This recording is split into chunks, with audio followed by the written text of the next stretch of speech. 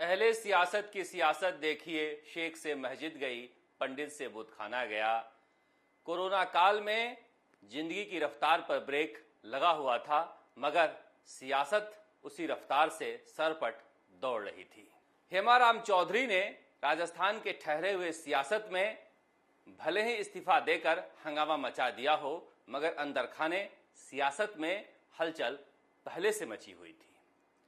अब यह महज संयोग नहीं है कि हेमाराम चौधरी के इस्तीफे के 2 दिन बाद पायलट गुट के विधायक भरतपुर के पूर्व महाराज विश्वेंद्र सिंह मुख्यमंत्री अशोक गहलोत के निवास पर जाकर उनसे मुलाकात करते हैं और आकर बाहर कहते हैं कि कोरोना के लिए, भरतपुर के लिए पैकेज मांगने गया था। अब कोरोना का पीक जब उतर रहा हो तो ऐसे में पैकेज मांगने का क्या मतलब है और जनता क्या इस मतलब का मतलब नहीं समझती है। ऐसा माना जा रहा है कि हेमाराम चौधरी के इस्तीफे के बाद मुख्यमंत्री अशोक गहलोत डैमेज कंट्रोल के मूड में हैं और उन्हें लग रहा है कि विश्वेंद्र सिंह उनके पाले में आ सकते हैं। इसकी एक वजह भी है, क्योंकि उस वक्त जो मुकदमा दर्ज किया गया था भंवरलाल शर्मा और विश्वेंद्र सिंह के खिलाफ एंटी करप्शन ब्यूरो में, उसे बंद नहीं किया गया है। सचिन पायलट की लाख कोशिशों के बावजूद, और ऐसा कहा जाता है कि प्रियंका गांधी के यहां से फोन आने के बावजूद ये मुकदमे बंद नहीं किए गए हैं। ना तो इन मुकदमों में कोई कार्रवाई हो रही है और ना इन मुकदमों को बंद किया जा रहा है। दरअसल मुख्यमंत्री अशोक गहलोत के खेमे का ऐसा मानना है कि यह दोनों पायलट खेमे के कमजोर कड़ी हैं। ऐसे में मुकदमा आड़े वक्त में काम आ सकता है। हालांकि सचिन पायलट लगातार इसके लिए कोशिश कर रहे हैं, मगर अभी तक सफलता नहीं मिली है। मंत्री अगर बनना भी हो विश्वेंद्र सिंह को तो उससे पहले इस मुकदमे को खत्म करना जरूरी है। ऊपर से भरतपुर में इस बात को लेकर चर्चा हो रही है कि कोरोना काल में जब हर कोई अपने घर में बंद है, ऐसे में विश्वेंद्र सिंह की सुरक्षा अचानक इस तरह से क्यों बढ़ा दी गई है।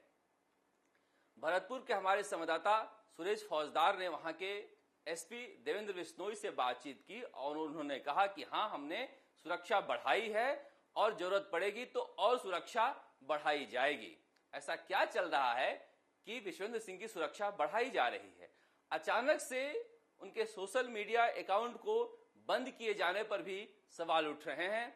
ऐसा कहा जा रहा है कि उनके बेटे इन सोशल मीडिया अकाउंट्स को चला रहे थे और अशोक गहलोत का गुट उस पर जो कुछ लिखा जा रहा था उससे खुश नहीं था, इसलिए विश्वेंद्र सिंह के जरिए उन अकाउंटों को बंद कराया गया है।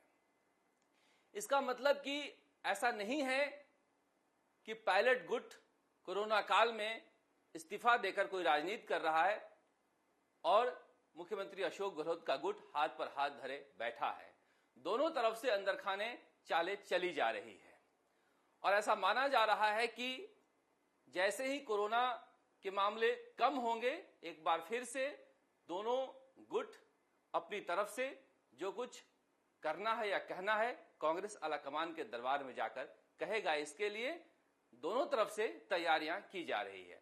अब जिस तरह से पंजाब के मामले में प्रियंका गांधी ने हस्तक्षेप किया है और कहा जा रहा है कि वहां के मुख्यमंत्री कैप्टन अमरिंदर सिंह को फोन किया है प्रियंका गांधी ने और कहा है कि घर के मामले को तुरंत दुरुस्त कीजिए, तो ऐसा हो सकता है कि प्रियंका गांधी राजस्थान के मामले में भी दखल दें, क्योंकि जिस तरह से अजय माकन को समझाया गया है कि सचिन पायलट एक एसेट हैं और स्टार कैंपेनर हैं राजस्थान की राजनीति में, सचिन पायलट इससे ज्यादा हैं। ऐसा कहा जाता है गहलोत गुट की तरफ से कि वो भले ही स्टार हो सकते हैं मगर उनके पास बड़ा जनाधार नहीं है। सचिन पायलट के लिए भी एक चुनौती है कि कांग्रेस आलाकमान के पास वह साबित करें कि राजस्थान में उनका एक बड़ा जनाधार है और इसके लिए उन्हें मेहनत भी करनी पड़ेगी। उनके साथ जो कार्यकर्ता हैं, उनको जो चाहने वाले हैं, उनको साथ लेकर मैदान में भी उतरना होगा, क्योंकि अपनी ताकत तो वो सियासत के मैदान में ही दिखा सकते हैं।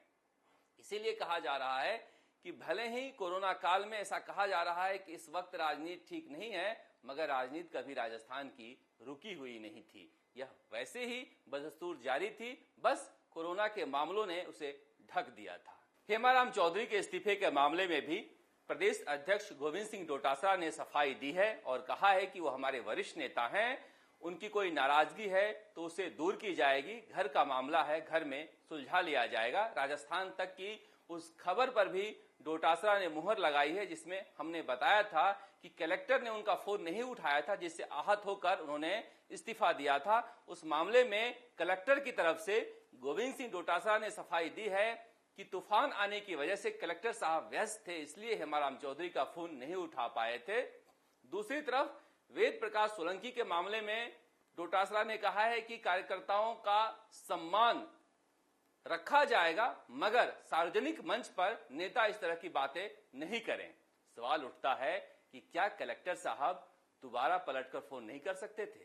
सवाल उठता है कि वेद प्रकाश सोलंकी जैसे नेता और कार्यकर्ता कब तक धैर्य रखें जब मलाई के पदों पर रिटायर्ड अधिकारी बैठते जा रहे हैं। ऐसे में गोविंद सिंह डोटासरा के लिए हेमाराम चौधरी ने शायद सही ही कहा है कि वो फोन ही कर सकते थे, फोन ही किया है, मगर कांग्रेस को घर संभालने के लिए फोन उठाने और फोन करने से ज्यादा करने की जरूरत है, क्योंकि सब कुछ राजस्थान कांग्रेस में ठीक नहीं चल रहा है। राजस्थान तक के लिए जयपुर से शरद कुमार।